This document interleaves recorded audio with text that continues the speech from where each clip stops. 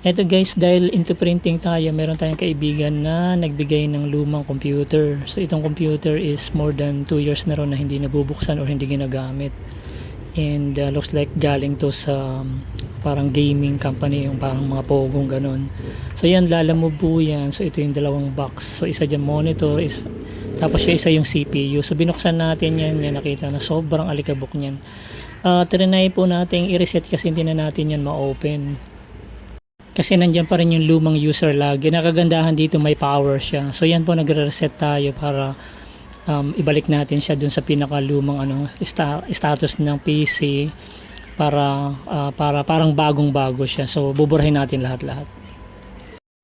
It's an i3 desktop. So i3 is about 15 years old na, and natuklasan natin na itong PC nito is running into 2GB RAM. So ang ginawa natin, nag-purchase tayo ng RAM online, yung 4GB DDR3 for desktop, para at least makahinga siya, kasi hindi na gumagalaw yung PC kapag pinipindot mo, sobrang bagal.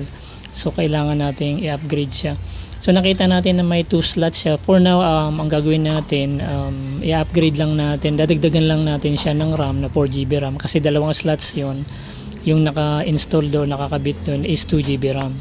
So ito pong RAM na ina-unbox natin, it's like a pre-lab kasi mahal rin talaga ang RAM ngayon. So na-purchase natin yan sa online, sa sell apps. So yan po yung itsura ng RAM. Kung doon po sa mga hindi pa nakakalam ano ba yung RAM. Kaya yung RAM po removable yan, yung temporary memory ng computer. Na kapag pinatay mo yung computer is nagre-reset siya.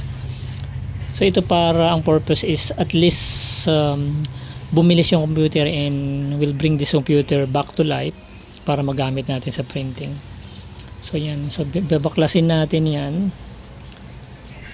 So tapos dun sa gilid niyan, dun po sa may mga nakakaalam ng PC sa hardware. So sa motherboard na nakadikit, may dalawang slots diyan. Iba niyan 4. So ito 2. So mayroong empty slots na pwede natin paglagyan itong 4GB RAM. Pag nagkakabit kayo niyan, malilito kayo niyan kasi matigas yan. Pero pag kinabit niyo, dahil pag pinus niyo, magkiklik siya. So ibig sabihin kumabit yun. Ayan. So yan, bibigyan natin siya ng pangalawang buhay itong PC na to para mapakinabangan natin. So yan nga, medyo mahirap ikabit, pero successfully naman natin na ikabit yan. Ayan. Parang luma na siya kasi HDD pa to eh. Ang mga mabibilis ngayon yung SDD na, yung SATA. Ang kagandahan dito sa PC na to, nakita ko na mayroon siyang dedicated graphics. So ibig sabihin yung dedicated graphics is removable graphic card. Kasi dalawang klase yun, yung integrated tsaka dedicated. Yung integrated yung naka-built-in na. Pero ito dual. Ang ibig sabihin, pwede mo siyang i-upgrade din. Depende po sa kakayanan ng power supply. Yan po, successfully na gumana po yung computer. Yan, siya, tower style desktop. So makikita nyo na luma na siya.